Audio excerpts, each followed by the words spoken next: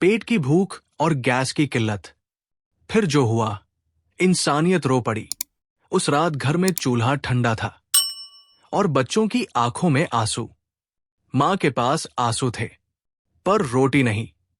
दरवाजे पर दस्तक हुई और सब कुछ बदल गया। लेकिन जो सच सामने आया, उसने पूरे शहर को हिला दिया। छोटे से शहर सीतापुर की तंग गलियों में, जहां हर घर की कहानी लगभग एक जैसी थी, संघर्ष, गरीबी और उम्मीद के बीच झूलती हुई, वही एक टूटा सा मकान था जिसमें रहती थी सरिता। सरिता एक साधारण सी मां, लेकिन उसके अंदर हिम्मत किसी योद्धा से कम नहीं थी। उसके 2 छोटे बच्चे थे, 8 साल का चिंटू और 5 साल की पिंकी।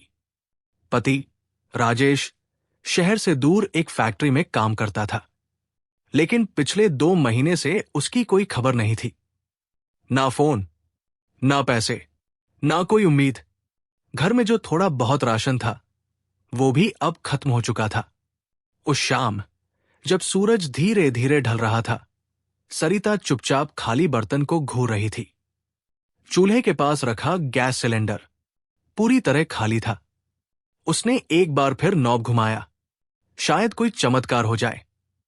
लेकिन सिर्फ फुस की आवाज आई और फिर सन्नाटा। पीछे से आवाज आई, मां, भूख लगी है।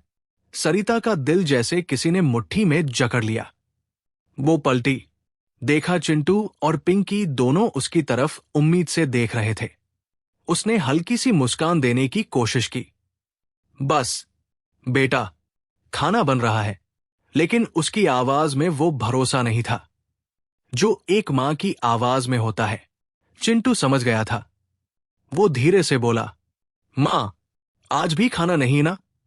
सरिता कुछ नहीं बोली, बस आंखें झुका ली। पिंकी रोने लगी, मुझे रोटी चाहिए।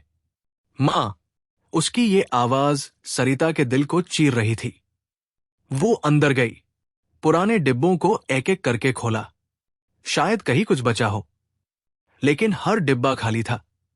आटा खत्म, चावल खत्म, दाल खत्म और अब गैस भी खत्म। सरिता ने दीवार का सहारा लिया। उसकी आंखों से आंसू बहने लगे, लेकिन उसने जल्दी से उन्हें पोंछ लिया। नहीं, मैं हार नहीं सकती, उसने खुद से कहा।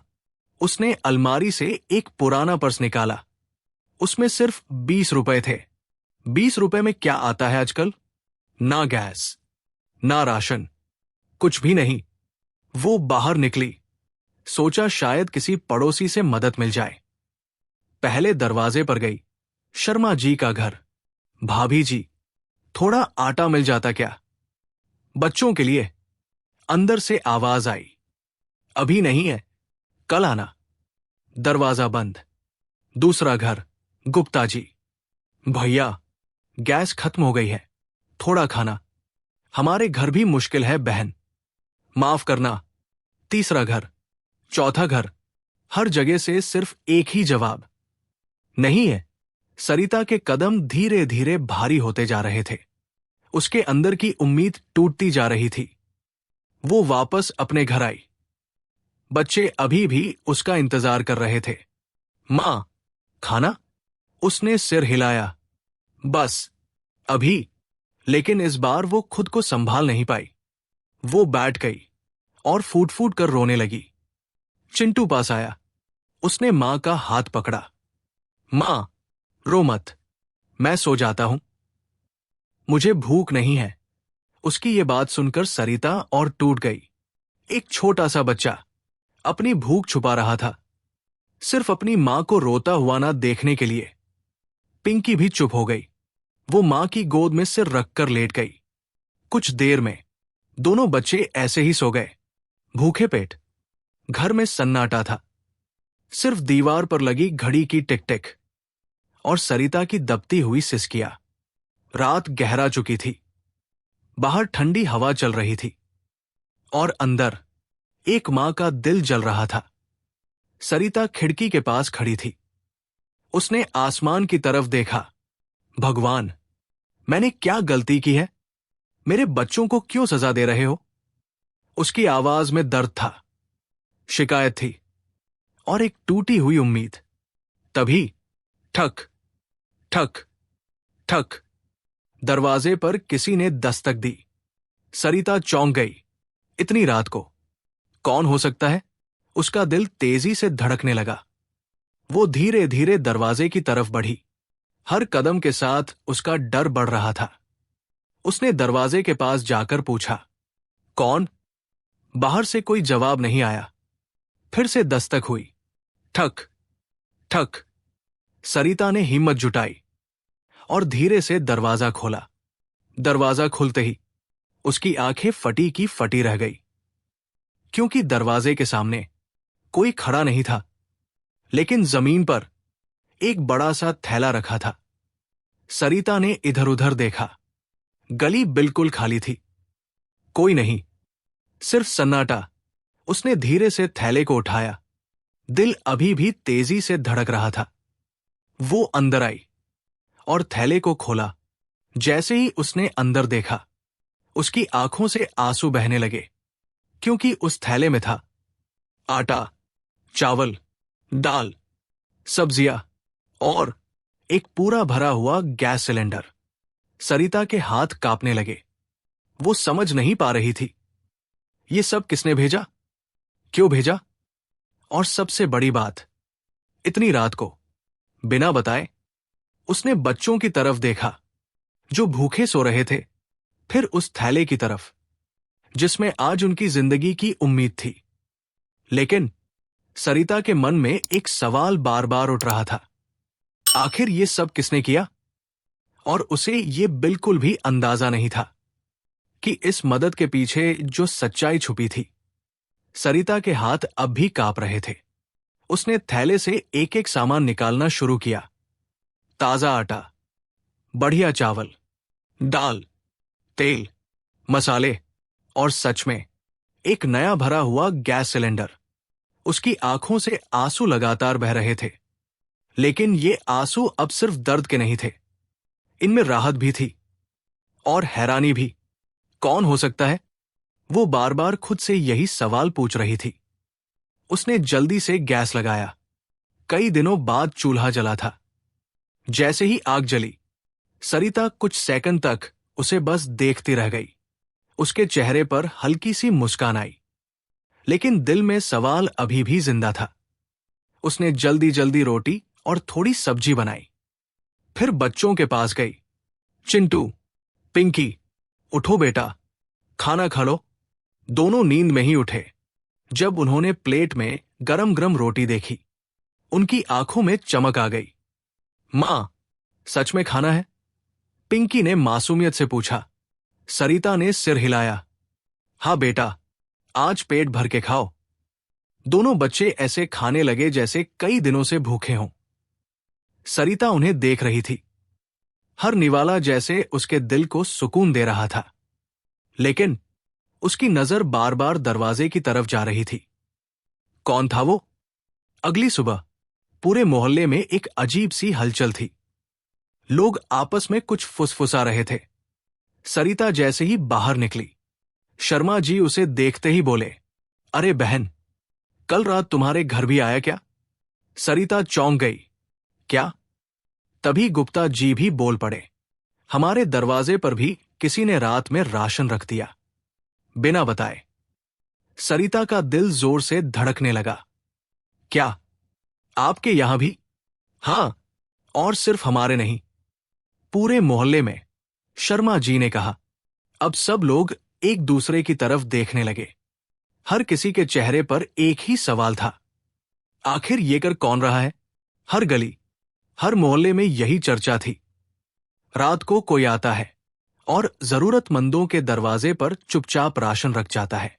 ना चेहरा दिखता है, ना कोई पहचान, बस मदद करके चला जाता है।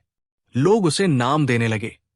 सरिता ये सब सुन रही थी, लेकिन उसके दिल में कुछ और ही चल रहा था।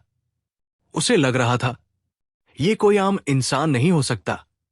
इतनी चुपचाप, इतनी सटीक मदद, जैसे उसे हर घर की हालत पता हो। उसी शाम सरिता ने ठान लिया, आज मैं देखूंगी ये कौन है। उसने बच्चों को जल्दी खाना खिला दिया और खुद दरवाजे के पास बैठ गई। लाइट बंद कर दी ताकि बाहर से कोई उसे देख ना सके। रात धीरे धीरे गहराने लगी। घड़ी ने 11 बजाए, फिर 12। गली में सन्नाटा छा गया। हर छोटी छोटी आवाज उसे चौंका रही थी। कुत्तों का भौंकना, हवा की सरसराहट। उसका दिल तेजी से धड़क रहा था। आज सच सामने आएगा, वो खुद से बुदबुदाई।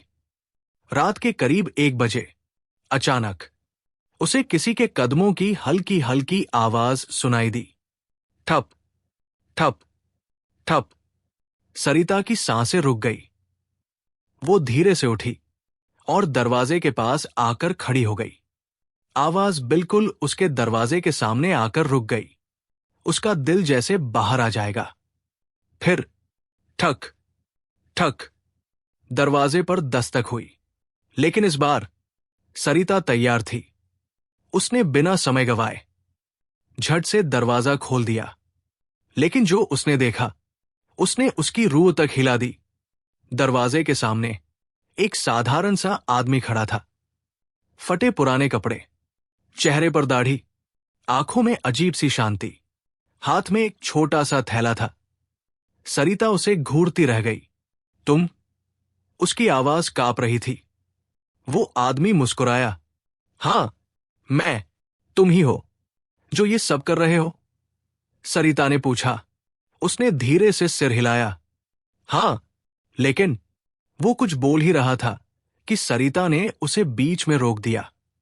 लेकिन क्यों? तुम ये सब क्यों कर रहे हो? और इतनी छुपकर? वो आदमी कुछ सेकंड तक चुप रहा, फिर बोला, क्योंकि मैं जानता हूं भूख क्या होती है। उसकी ये बात सुनकर सरिता सन्न रह गई। मैंने भी ऐसे ही रातें काटी हैं, जब घर में कुछ नहीं होता था और कोई मदद करने वाला नहीं था। उसकी आंखों में हल्की सी नमी थी।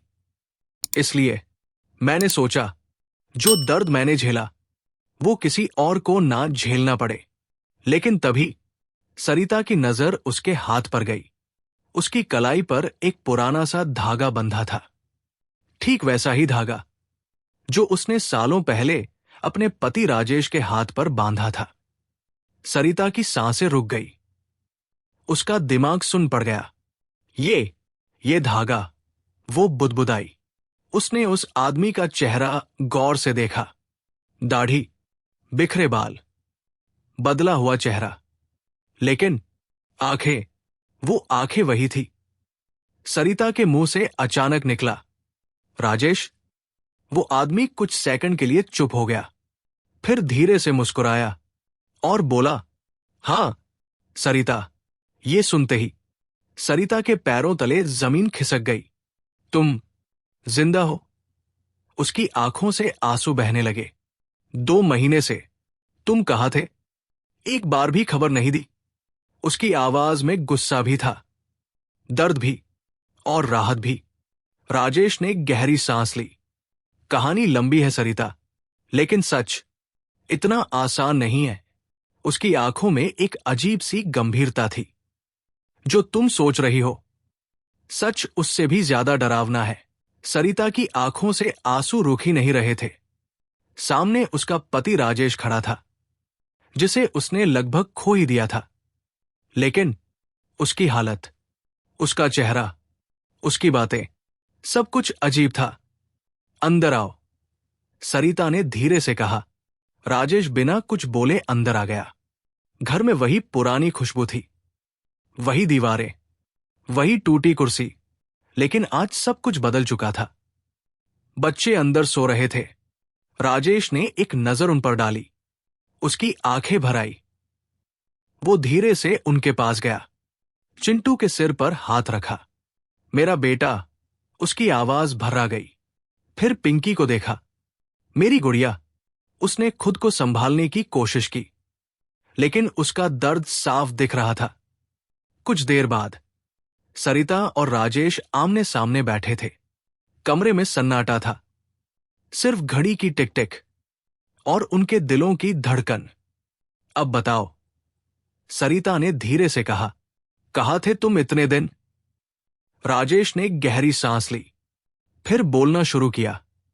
जिस फैक्ट्री में मैं काम करता था, वहां एक दिन अचानक आग लग गई।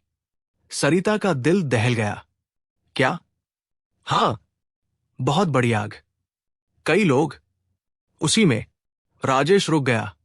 उसकी आवाज भारी हो गई। मैं भी अंदर फंस गया था। सरिता के हाथ कांपने लगे। फिर? उसने डरते हुए पूछा। फिर? मुझे होश नहीं रहा। जब आंख खुली, मैं अस्पताल में था। लेकिन असली कहानी अब शुरू होती है। मुझे वहां किसी ने भर्ती कराया था। राजेश ने कहा, लेकिन वो कोई आम इंसान नहीं था। सरिता ध्यान से सुन रही थी। जब मैं ठीक हुआ, मैंने उस आदमी को ढूंढना चाहा, लेकिन वो गायब था। बस मेरे पास एक चिट्ठी छोड़ गया था। सरिता का दिल और तेज धड़कने लगा। क्या लिखा था उसमें? राजेश ने जेब से एक पुराना मुड़ा हुआ कागज निकाला। उसके हाथ कांप रहे थे। उसमें लिखा था, आज तुम बच गए क्योंकि किसी ने तुम्हें बचाया। अब तुम्हारा काम है किसी और को बचाना। कमरे में सन्नाटा छा गया। सरिता समझ नहीं पा रही थी। मतलब? राजेश ने उसकी तरफ देखा। मतलब, उस दिन के बाद मैंने ठान लिया कि मैं भी वही करूंगा जो उस अजनबी ने मेरे लिए किया। लोगों की मदद, बिना नाम, बिना पहचान। लेकिन असली ट्विस्ट अभी बाकी था। सरिता ने अचानक पूछा, तो तुम घर क्यों नहीं आए? राजेश चुप हो गया। उसकी आंखें झुक गई। क्योंकि, उसने धीरे से कहा, मैं सीधे घर नहीं आ सकता था। क्यों? सरिता की आवाज तेज हो गई। राजेश ने उसकी आंखों में देखा और बोला, क्योंकि सबको लगता है कि मैं मर चुका हूं। ये सुनते ही सरिता के होश उड़ गए। क्या? ओ, हां, राजेश बोला। फैक्ट्री में जो लोग मरे थे, उनमें मेरा नाम भी शामिल कर दिया गया। सबने मान लिया कि मैं नहीं रहा, यहां तक कि कंपनी ने भी। सरिता की आंखें फैल गई। तो इसका मतलब? राजेश की आवाज अब ठंडी हो गई। मतलब, अगर मैं सामने आ गया तो बहुत बड़े लोग फंस सकते हैं। सच्चाई और गहरी थी। वो आग एक्सीडेंट नहीं थी। राजेश ने कहा, वो जानबूझकर लगाई गई थी, इंश्योरेंस के पैसे के लिए। सरिता के शरीर में सिहरन दौड़ गई। और मैं? राजेश ने धीमे से कहा, मैं उस सच्चाई का गवाह हूं। अब सब समझ आ रहा था। इसलिए तुम छुप रहे हो? सरिता ने कहा। हां। राजेश ने सिर हिलाया। अगर मैं सामने आ गया तो वो लोग मुझे मार देंगे और हमारे बच्चों को भी खतरा हो सकता है। सरिता का दिल टूट गया। तो क्या तुम ऐसे ही छुपते रहोगे? राजेश चुप रहा। कुछ सेकंड बाद बोला, मैं वापस आया हूं, लेकिन रहने के लिए नहीं। बस तुम्हें और बच्चों को देखने और ये सुनिश्चित करने कि तुम लोग भूखे ना रहो। ये सुनते ही सरिता फूट फूट कर रोने लगी। हमें तुम्हारी जरूरत है राजेश। रोटी से ज्यादा हमें तुम्हारा साथ चाहिए। तभी बाहर अचानक शोर होने लगा। लोग चिल्ला रहे थे, पुलिस, पुलिस। सरिता और राजेश दोनों चौंक गए। राजेश खिड़की की तरफ भागा। बाहर देखा, गली में पुलिस की गाड़ियां खड़ी थी। उसका चेहरा एकदम सख्त हो गया। वो लोग यहां तक पहुंच गए। उसने धीरे से कहा, कौन लोग? सरिता डर गई। राजेश ने उसकी तरफ देखा। वही जिनसे मैं भाग रहा हूं। दरवाजे पर जोर जोर से दस्तक होने लगी। धड़, धड़, धड़। दरवाजा खोलो, पुलिस है। बच्चे डर के मारे जाग गए। सरिता का दिल जोर जोर से धड़कने लगा। राजेश पीछे हट गया। उसकी आंखों में डर नहीं था, बल्कि एक फैसला था। अब सच सामने आएगा। उसने धीरे से कहा। दरवाजे पर दस्तक और तेज हो गई। धड़, धड़, धड़। दरवाजा खोलो, पुलिस है। घर के अंदर डर का माहौल था। चिंटू और पिंकी सहमे हुए सरिता से लिपट गए। सरिता के हाथ कांप रहे थे। उसने एक नजर राजेश की तरफ देखी। वो बिल्कुल शांत खड़ा था, जैसे उसने पहले ही फैसला कर लिया हो। राजेश ने धीरे से कहा, दरवाजा खोल दो। नहीं, सरिता घबरा गई। तुम्हें कुछ हो जाएगा। राजेश हल्का सा मुस्कुराया। अगर आज नहीं रुका तो जिंदगी भर भागता रहूंगा। उसकी आंखों में एक अजीब सी ताकत थी। और अब समय आ गया है सच सामने लाने का। सरिता ने कांपते हाथों से दरवाजा खोला। बाहर 4 से 5 पुलिस वाले खड़े थे। उनके साथ एक सूट बूट पहना आदमी भी था। चेहरे पर घमंड, आंखों में चालाकी। राजेश उसे देखते ही समझ गया, यही है असली खेल का खिलाड़ी। वो आदमी था विक्रम मल्होत्रा, उसी फैक्ट्री का मालिक। विक्रम हंसते हुए बोला, तो तुम जिंदा हो राजेश। काफी दिन छुप लिए, अब खेल खत्म। सरिता कुछ समझ नहीं पा रही थी। ये क्या हो रहा है? पुलिस वाले आगे बढ़े। राजेश, तुम्हें हमारे साथ चलना होगा। तभी राजेश ने जोर से कहा, रुकिए। सब चौंक गए। राजेश ने जेब से अपना पुराना फोन निकाला और बोला, अगर मैं गया तो ये भी जाएगा। विक्रम का चेहरा अचानक बदल गया। क्या मतलब? राजेश ने फोन ऊपर उठाया। इसमें वो सबूत है जो साबित करता है कि फैक्ट्री में आग एक्सीडेंट नहीं थी, बल्कि एक साजिश थी। पूरा माहौल एकदम शांत हो गया। पुलिस इंस्पेक्टर आगे आया। क्या सबूत है तुम्हारे पास? राजेश ने फोन ऑन किया। एक वीडियो चलाया। उसमें साफ दिख रहा था, विक्रम मल्होत्रा अपने आदमी से कह रहा था, आज रात आग लगनी चाहिए। इंश्योरेंस का पैसा मिलते ही सब सेट हो जाएगा। ये देखते ही सबके होश उड़ गए। पुलिस वाले एक दूसरे को देखने लगे। इंस्पेक्टर ने तुरंत विक्रम की तरफ देखा। तो यह है सच्चाई? विक्रम घबरा गया। ये फेक है। लेकिन उसकी आवाज में कॉन्फिडेंस नहीं था। इंसाफ का वक्त आ चुका था। इंस्पेक्टर ने तुरंत आदेश दिया, विक्रम मल्होत्रा को गिरफ्तार करो। पुलिस वालों ने उसे पकड़ लिया। विक्रम चिल्लाने लगा, तुम नहीं बचोगे राजेश। लेकिन अब उसकी कोई नहीं सुन रहा था। सरिता की आंखों से आंसू बह रहे थे, लेकिन इस बार ये आंसू डर के नहीं थे। ये आंसू थे राहत के, गर्व के और सच्चाई की जीत के। धीरे धीरे पूरा मोहल्ला इकट्ठा हो गया। लोग सब देख रहे थे। कोई विश्वास नहीं कर पा रहा था कि उनका रात का फरिश्ता असल में एक आम इंसान और एक जिम्मेदार पति पिता था। तभी शर्मा जी आगे आए। राजेश, तुमने सिर्फ अपने परिवार को नहीं, पूरे शहर को बचाया है। गुप्ता जी बोले, आज समझ आया, इंसानियत अभी जिंदा है, लेकिन असली ट्विस्ट अभी बाकी था। इंस्पेक्टर ने राजेश की तरफ देखा। तुमने जो किया वो कानून से ऊपर है, लेकिन कुछ सेकंड के लिए रुककर बोला, कभी कभी इंसानियत सबसे बड़ा कानून बन जाती है। राजेश को कोई सजा नहीं मिली, बल्कि उसकी बहादुरी के लिए उसे सम्मान दिया गया। सरकार ने मदद की, मोहल्ले के लोगों ने साथ दिया, और धीरे धीरे वो छोटा सा घर फिर से बस गया। अब वही घर जहां कभी चूल्हा ठंडा था, आज रोज खाना बनता था। और सिर्फ उनके लिए नहीं, बल्कि हर उस जरूरतमंद के लिए जो भूखा होता था। सरिता अब अकेली नहीं थी। राजेश उसके साथ था।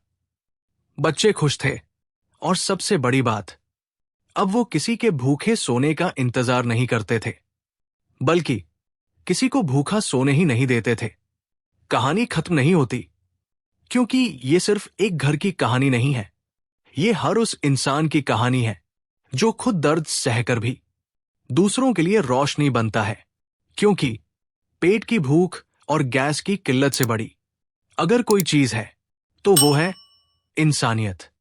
दोस्तों, अगर आपको ये कहानी पसंद आई हो तो इसे लाइक और शेयर करें। और भी कहानियों के लिए हमारे चैनल कहानियों का सफर को सब्सक्राइब जरूर करिए। मिलते हैं अगले कहानी के साथ, तब तक जय हिंद जय भारत।